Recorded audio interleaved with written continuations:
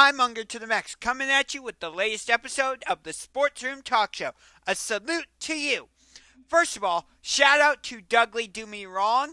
Thank you very much for being part of the SportsRoom Talk Show and doing a video collaboration with me to preview last week's matchup between the Cleveland Browns and the Miami Dolphins, which the Dolphins won handily, 39-17. We'll get more into that game in a little bit.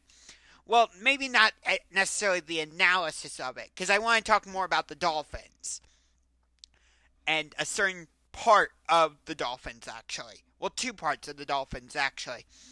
But before I get to any of that, I want your thoughts, Max Nation. Should I keep the Cleveland Browns and the NFL background, or should I switch over to the Cleveland Cavaliers theme and an NBA-based background?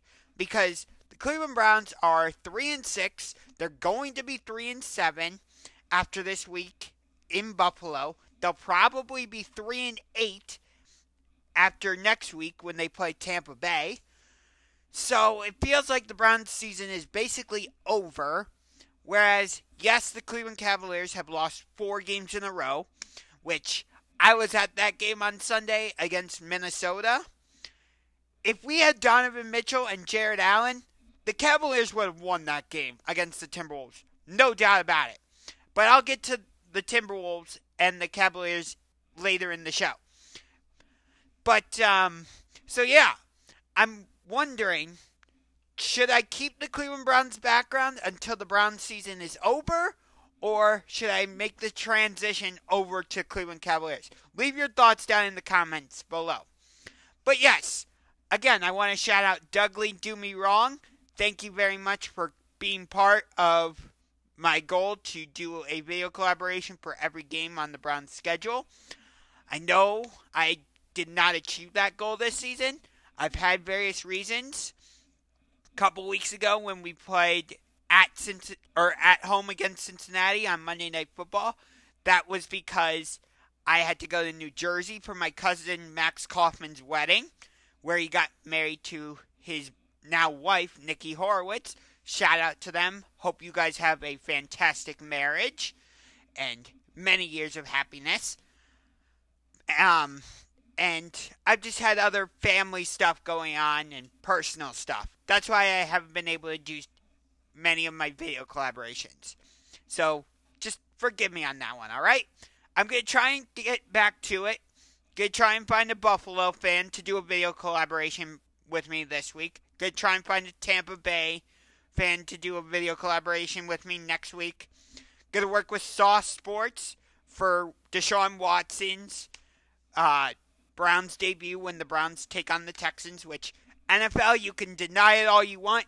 You did that on purpose because you knew the storylines would be crazy, although I think the storylines would have been better if Deshaun Watson made his debut last week in Miami, but I want to get to that in a sec.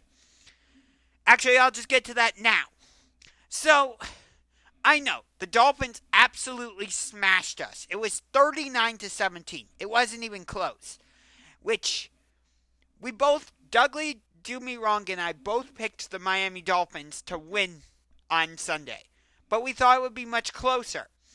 And I remember, I said during our video collaboration, if the Browns wanted to give Deshaun Watson a realistic chance to come in week 13 and actually do something and put the Browns in a position to not win the division, because Baltimore is probably going to win the division. And Cincinnati's probably going to get the second wild card spot, or a wild card spot. But if the Browns wanted to have a realistic chance at making some noise and possibly getting into the playoffs as a wild card, they had to win 2 out of these 3 games. At Miami, at Buffalo, home against Tampa Bay. And I said the 2 most realistic games for the Browns to win were last week at Miami and at home against Tampa Bay. That wasn't to disrespect the Dolphins in any way. I know how good the Dolphins are with Tua Tagovailoa, with Tyreek Hill, with Jalen Waddle, with Mike Gesicki. I I understand that. But it felt like, even though it was in Miami, and even with all those offensive weapons that I just mentioned, and the Dolphins' defense is no slouch. I mean, heck, they just went out and traded for Bradley Chubb, so I get it. But even with all that said, it felt like a winnable game for the Browns. It did, at least going into it. Clearly, the Dolphins are on a different level. They're now 7-3 and tied with the Kansas City Chiefs for the best record in the AFC. So I get it. I understand it. But I'm just saying, going into that game, it felt like it was a winnable game. More so than at Buffalo. Because, yeah, with Buffalo, it's Josh Allen, it's Stephon Diggs, it's Gabe Davis, it's Dawson Knox, it's Devin Singletary. I'm a little bit more worried about Buffalo's offense than I was going into the game against Miami. But looking at the Dolphins, I want to talk about their schedule. Because this week they host the Houston Texans. So Miami's going to win that game. They're a 10-point favorite. I'm actually surprised it's not a bigger spread, like a 12. I'm surprised they're only a 10-point favorite. I would have thought the Dolphins would be like a 12-point favorite or something like that. But then, here's the schedule for Miami to close it out. At San Francisco, at the Chargers, at the Bills, home against the Green Bay Packers on Christmas, at the New England Patriots, home against the New York Jets. All those teams, the 49ers, the Chargers, the Bills, the Packers, Patriots, Jets, all of them are in contention for the playoffs. Think about that. It's going to be like the Dolphins are in a playoff game for all of those games. So, none of them are on Sunday Night Football. They're all scheduled to be at either 4 o'clock or 1 o'clock. But I could see the game between the Dolphins and Bills in Buffalo. I could see that game flexed into Sunday Night Football. I could see... Actually, no. Dolphins at Chargers, I don't think will get flexed into Sunday Night Football because the Chargers were on Sunday Night Football last week in San Francisco against the 49ers, and their game this week against Kansas City got flexed into Sunday Night Football. So I don't see that. But at Buffalo, yeah, I could see that game being flexed into Sunday Night Football. It says Jets at Dolphins is TBD right now. I could see that being the Sunday Night Football nightcapper for the 2022 season easily. But that is a really tough way to close the season. At San Francisco, I don't think Miami's going to be favored in that game. At the Chargers, I think the Dolphins will be favored in that game. At Buffalo, I think Buffalo's going to be favored. Home against Green Bay, I think Miami's going to be favored. At New England, I could see New England being a slight favorite in that one. Maybe like a 3-point favorite. And then home against the Jets, I think Miami's going to be favored. So right now, the Dolphins are 7-3. They're tied with the Kansas City Chiefs for the best record in the AFC. It goes Kansas City Chiefs, Miami Dolphins, Tennessee Titans, Baltimore Ravens, New York Jets, Buffalo Bills, New England Patriots, Los Angeles Chargers, Cincinnati Bengals, Indianapolis Colts, and then the Cleveland Browns. So yeah, Browns are basically out of it. The Browns are followed by the Broncos, Steelers, Jaguars, the Las Vegas Raiders, and the Houston Texans. So right now, in the playoffs, it would be Kansas City would be the 1 seed, Dolphins would be the 2 seed, Titans would be the 3 seed, Ravens would be the 4 seed, Jets would be the 5 seed, Bills would be the 6 seed, and the Patriots would be the 7 seed. Chargers would be the first team out. So yeah, the AFC East would get all 4 teams into the playoffs. That would be crazy.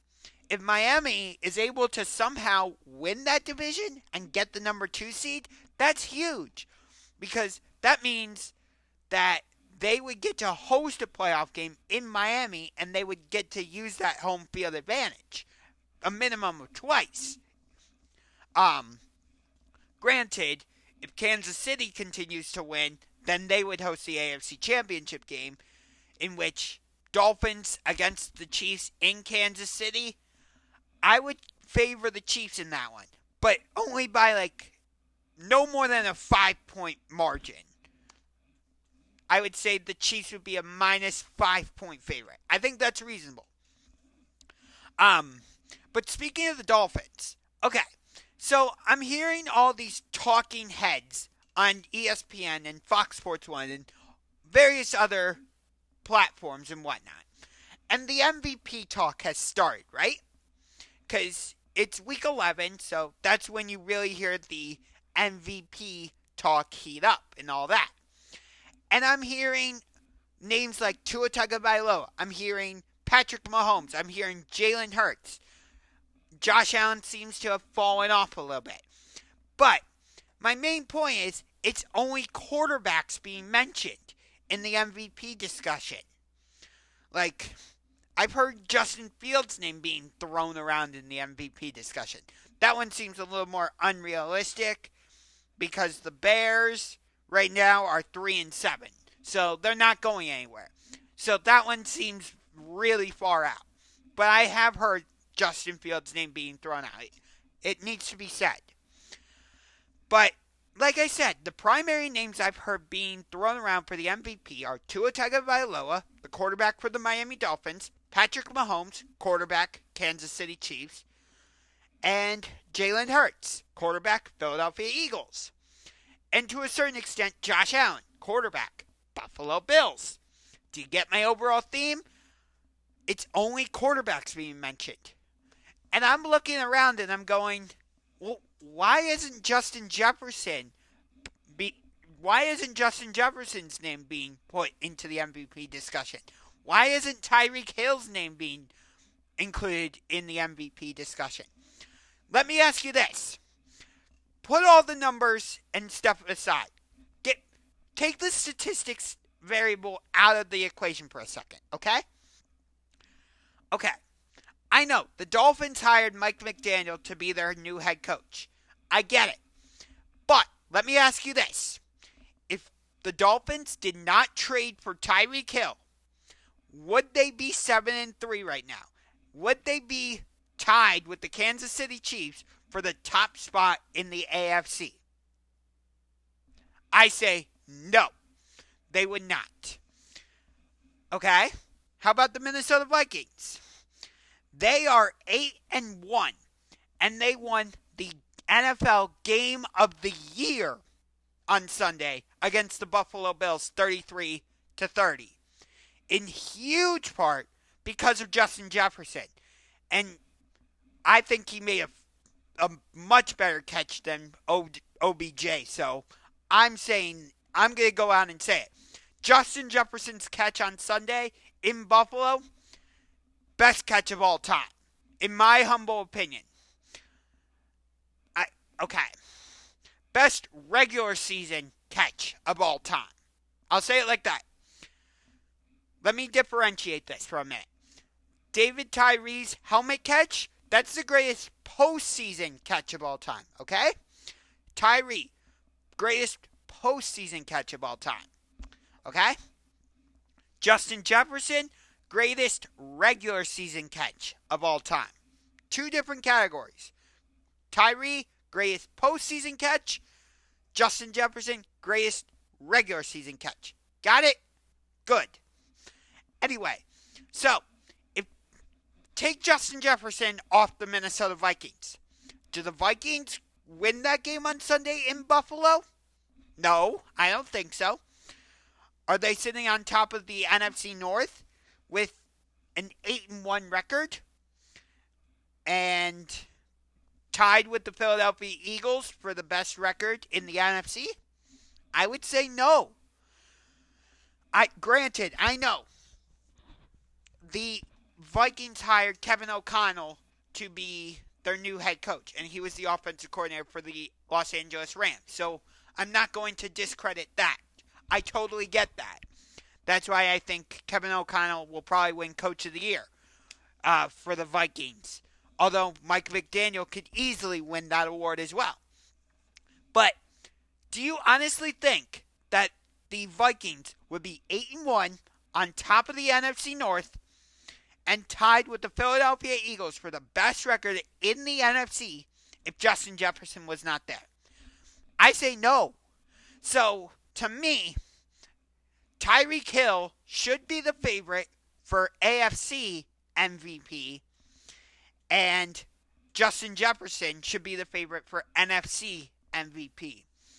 But if I had to choose an overall favorite for MVP, in my opinion, it's not Patrick Mahomes, it's not Tua Tagovailoa, it's not Jalen Hurts, it's Justin Jefferson. Because again, think about it. If Jefferson doesn't make that catch on Sunday in Buffalo, the Vikings aren't coming back and forcing overtime and winning the greatest, the best game of the year in Buffalo against the Bills, 33-30. No way.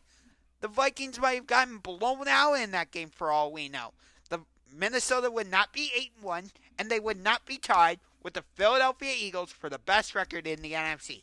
I know I've repeated myself a little bit. I'm just trying to emphasize the point. So yes, my leading candidate for MVP right now is Justin Jefferson. Get it? Got it? Good. Oh, and my number 2 candidate for MVP is Tyreek Hill. So yeah, I have the quarterbacks 3, 4, and 5. I would have Patrick Mahomes 3. I would have Tua Tagovailoa 4. And I would have Jalen Hurts 5. So, my top 5. Justin Jefferson, Tyreek Hill, Patrick Mahomes, Tua, Jalen Hurts. Okay. So, that's my NFL part of the show. Now I want to get to the NBA. So, I was at Sunday's game between the Minnesota Timberwolves and the Cleveland Cavaliers. Darius Garland dropped 51 points. Unfortunately, it was not enough as the Timberwolves at one point had a 20-point lead, and it just was too much for the Cavaliers to overcome. The Cavs made a late surge to really get back into it, and it got the crowd really into it. In the closing minutes, I thought I was going to lose my voice because I was chanting, defense, like intensely, like that. But like I said, Minnesota won 129-124. I actually wrote a post-game recap article for Believeland Media LLC. I'll put a link to that in the description of this video. Go check it out. But the main reason I wanted to go to that game was not because it was the debut of our City Edition jerseys and the City Edition court. No, it was because going into it, I'm thinking, okay, I'm going to see D'Angelo Russell and Anthony Edwards go against Darius Garland and Donovan Mitchell. And then I'm going to see Karl Anthony Towns and Rudy Gobert go against Evan Mobley and Jared Allen. And who knows, maybe this is a preview of an NBA Finals matchup in a few years. I think it very well could have been a Finals preview. Think about it. The Timberwolves, they were in the play-in tournament last year, and they were able to win. They beat the Clippers. Then they got into the playoffs, and they pushed Memphis to 6 hard-fought games. The Cavaliers, what did they do? They got to the play-in tournament last year. I know, we fell short against the Nets and Hawks. I get it. But then what did we do? We went out, and we shocked the NBA world by trading for Donovan Mitchell. Granted, we haven't been able to see Garland and Mitchell together a lot this season because either Mitchell's been injured, which is the case right now, or Garland's been injured. One of the two. On Sunday, both Jared Allen and Donovan Mitchell were out. I guarantee you, or I shouldn't say I guarantee, because I'm not Charles Barkley, but I will bet you that if we had Donovan Mitchell for that game on Sunday against the Timberwolves, we would have won. Granted, it would have been really good to have Jared Allen as well, because Minnesota was just destroying us in the paint. So I will say that.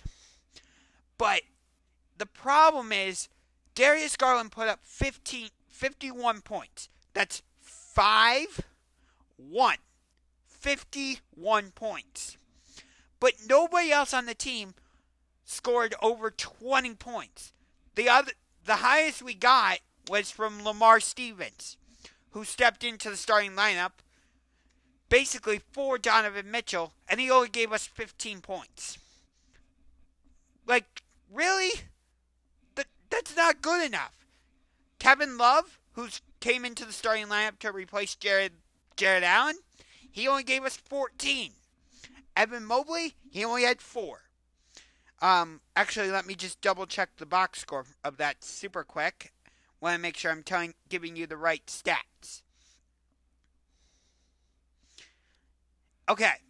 Yes, Kevin Love put up 14 points. Evan Mobley, 4.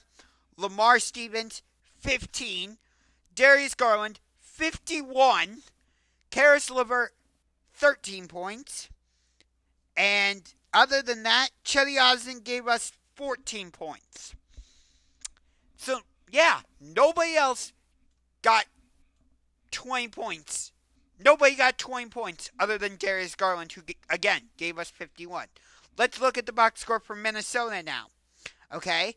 Rudy Gobert, 15 points. Okay? But he had 13 rebounds. Okay?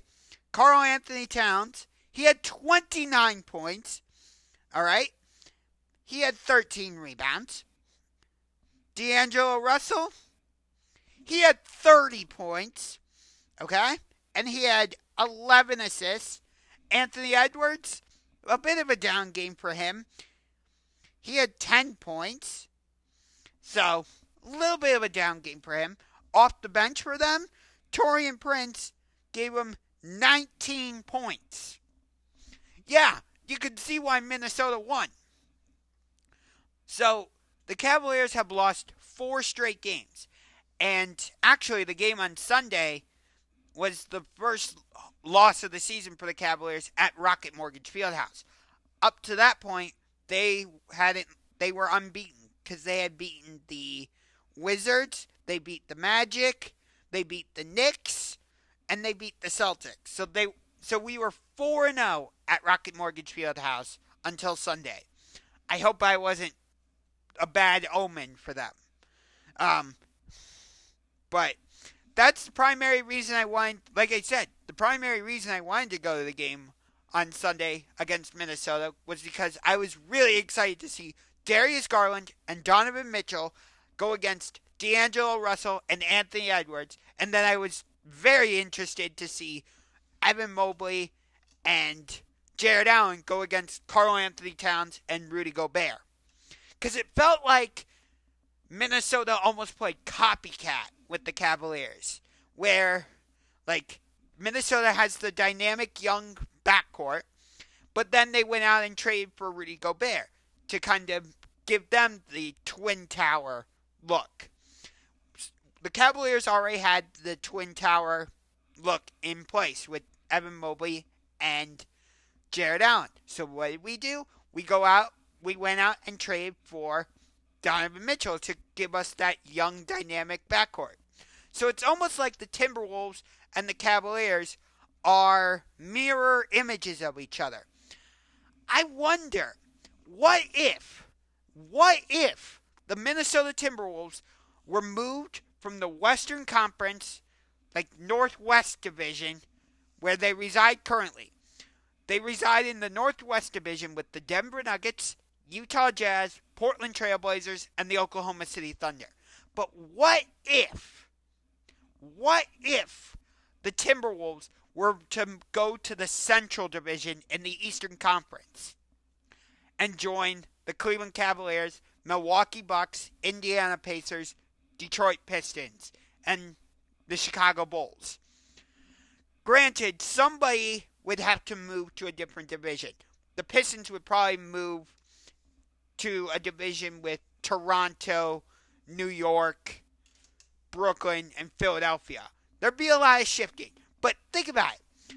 That would be very interesting if the Minnesota Timberwolves were to move into the Cavaliers division.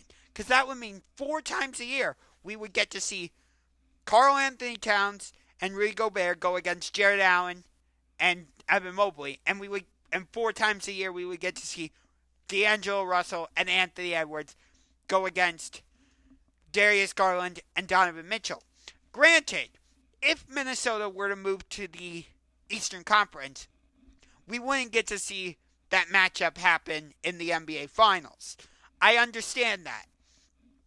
But just think about that. I think that would be fascinating. But speaking of the Eastern Conference Central Division, our next opponent, and I'm talking about the Cavaliers, is the Milwaukee Bucks in Milwaukee. It's the first of 2 times we'll see the Bucks this month, both in November. We'll see them tomorrow on November 16th in Milwaukee. And then we will see them the day after Thanksgiving, November 25th in Milwaukee. That game on November 25th kicks off a 3-game road trip. It will be at Milwaukee, at Detroit, and at Toronto. Detroit and Toronto are a Sunday, Monday back-to-back. And then we have to come home on that Wednesday and play Joel Embiid. So yeah, we got screwed by the schedule makers. But that's not even the worst back-to-back. You want to know the worst back-to-back of the season? I'll tell you the worst back-to-back of the season. Okay? Because I don't know who the fuck we screwed over, but we clearly screwed over somebody. Because on Friday, January 20th, we host Steph Curry and the Golden State Warriors. Okay? Who do we host on January 21st? Giannis. So let me get this straight. On January 20th, the NBA wants us to host the 2022 NBA champions. And then on January 21st, you want us to host the 2021 NBA champions. Again, I ask, who the fuck did we screw over? Because why are you making us do a back-to-back where we have to play Steph, Clay, Draymond, Andrew Wiggins, and the Golden State Warriors, and then the next day have to play Giannis, Chris Middleton, if he's back and healthy, Drew Holiday, if he's back and healthy, because they're both injured right now, Brook Lopez, Grayson Allen, and the Milwaukee Bucks. Seriously, who the fuck did we screw over? I want to know. Like, did we piss one of the schedule makers off or something? What the hell? It's frustrating. It's actually part of a very difficult January for the Cavaliers, because January starts with a home game against the Chicago Bulls on January 2nd. January 4th, we host Devin Booker, Chris Paul, and the Phoenix Suns. And then we go out on a road trip. January 6th, we are at Denver, so that's facing Joker. January 8th, we are at Phoenix. January 10th, that will be Donovan Mitchell's return to Salt Lake City against the Utah Jazz, which I might be at that game. We will see if things work out. All right. Then January 12th, we are at the Portland Trail Blazers. January 14th, at the Minnesota Timberwolves. All right. January 16th, come home, play who? Brandon Ingram, Zion Williamson, CJ McCollum, and the New Orleans Pelicans. January 18th, at John Morant and the Memphis Grizzlies. January 20th, host Steph Curry, Klay Thompson, Draymond Green, I meant Drama Queen, and the Golden State Warriors. January 21st, host Giannis Antetokounmpo, Chris Middleton, who I think would have won Finals MVP in 2021 had it not been for Giannis and his 50-point performance in Game 6. Drew Holiday, Brook Lopez, and the Milwaukee Bucks. And then it lightens up a little bit because January 24th, we're at the Knicks. January 26th, we're at the Houston Rockets. January 27th at the Oklahoma City Thunder. But then the end of January gets tough because we host the Los Angeles Clippers on January 29th. And on January 31st, we host the Miami Heat. So yes, as you can tell, I love looking at schedules and analyzing them. I did that with the Dolphins earlier in this video. I talked about their tough stretch to close the season. But, like I said, our next opponent is the Milwaukee Bucks. The Bucks have a tough stretch right now in the middle of November. Now, I get it. Given the success the Milwaukee Bucks have had over the past couple years, the regular season doesn't matter as much for them.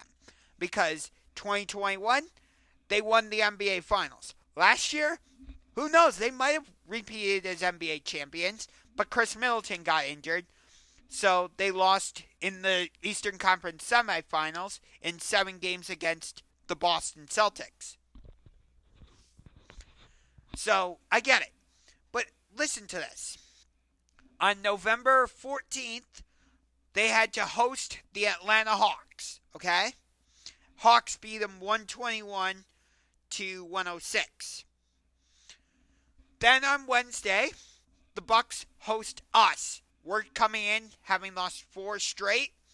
And we're facing a Central Division rival, so we're going to come out wanting to make a statement. Then on Friday, November 18th, the Bucks will be in the city of brotherly love, taking on Joel Embiid and the Philadelphia 76ers.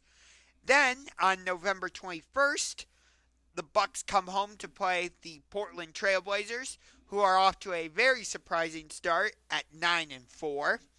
And then the Bucks will host DeMar DeRozan, Zach LaVine, Lonzo Ball, if he's healthy, Nikola Vucevic, and the Chicago Bulls on November 23rd. Then November 25th, we go to Milwaukee again to play the Bucks. So it'll be round 2 between the Bucks and the Cavaliers. All right. And then November 27th, Luka Doncic and the Dallas Mavericks come to town. So I get it. Regular season doesn't matter as much for the Milwaukee Bucks. All we care about with the Bucks is regular season. But that's a tough stretch for the Bucks. Hawks, Cavaliers, 76ers, Trailblazers, Bulls, Cavaliers again, Mavericks. So, we'll see. We're going to find out a little bit about what the Milwaukee Bucks are made of this season. I fully expect that. So, let's see. Anything interesting in December? No, not really. Other than on December 13th, they host the Golden State Warriors. On Christmas, they will be at the Boston Celtics. That's going to be a great game. But looking at the Central Division right now, the Bucks lead the Cavaliers by 2 games. Milwaukee is 10-3. We are 8-5. In terms of the conference, the Boston Celtics are number 1. They are 11-3. The Bucks are second at 10-3. The Atlanta Hawks are third. They are 9-5. The Cleveland Cavaliers are 4th. We are 8-5. The Washington Wizards are 5th. They're 8-6. The Toronto Raptors are 6th. They're 8-7. So those 6 teams would be in the playoffs right now. Then in 7th, you've got the Philadelphia 76ers at 7-7. In 8th, you've got the Miami Heat, also at 7-7. In 9th, you've got the Indiana Pacers, who are 6-6. And then in 10th, you've got the New York Knicks, who are 6-7. So Philly, Miami, Indiana, New York, they would be in the play-in tournament. Over in the West, the Portland Trail Blazers are first in the Western Conference at 9-4. The Denver Nuggets are second, also at 9-4. The Utah Jazz are third at 10-5. Memphis Grizzlies are fourth at 9-5. Phoenix Suns are fifth.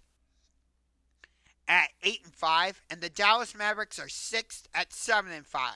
So those 6 teams would be in the playoffs, no play-in tournament, no nothing. The Clippers are 7th. They are 8-6. The New Orleans Pelicans, who are hosting the Memphis Grizzlies right now on TNT, they are 7-6. The Sacramento Kings are 6-6. They're 9th. And the Golden State Warriors are 10th. They are 6-8. And then there's the Houston Rockets, who are 2-12, and they are terrible. They have the worst record in the NBA. So it's expected that the Rockets were going to be kind of bad.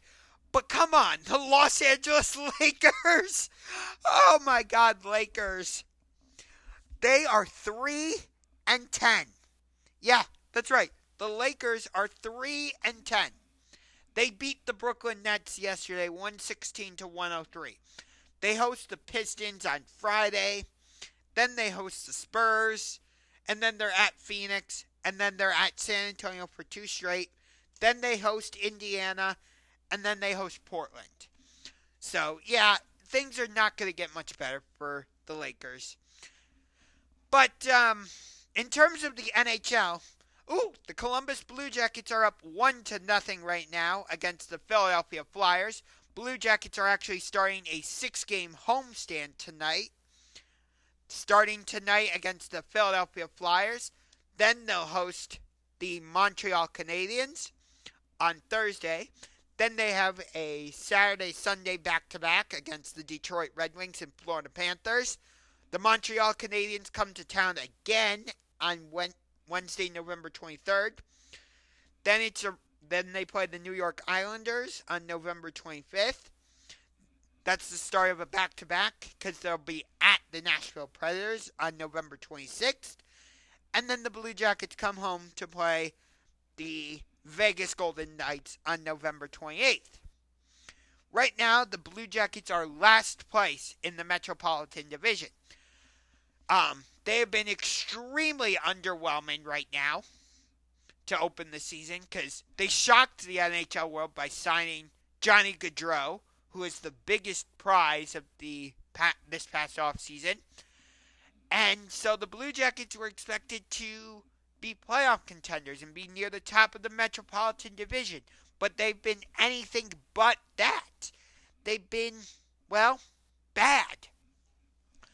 And the New Jersey Devils, who were also in the Johnny Gaudreau sweepstakes, they're leading the Metropolitan Division.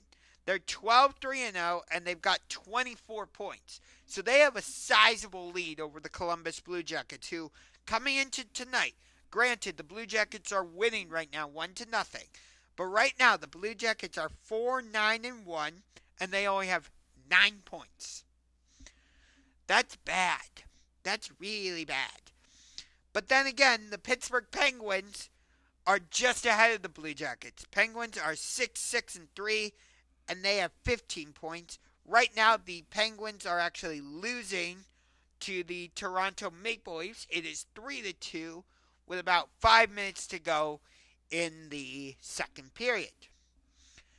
College football top 25 rankings are getting unveiled tonight. I expect it's going to be Georgia number 1, Ohio State 2, Michigan number 3, TCU 4. Number 5, I think, is going to still be TCU. Number 6, I'm sorry. Number 1's going to be Georgia. Number 2 is going to be Ohio State. Number 3 is going to be Michigan. Number 4 is going to be TCU. Number 5 is going to be Tennessee. I would imagine number 6 is going to be LSU. I don't know about 7 and all that. So that's going to be interesting to watch. I'm going to be very interested to hear about that. Right now, Kentucky is actually playing Michigan State. It is 46-44, Kentucky, with about 11 minutes to go in the second half of the Champions Classic. We also have Duke and Kansas playing later tonight.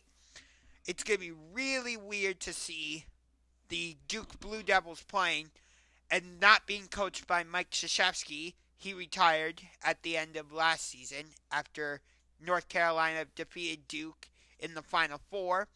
And Kansas is the defending national champions, but they're not going to be coached by Bill Self tonight because he is suspended.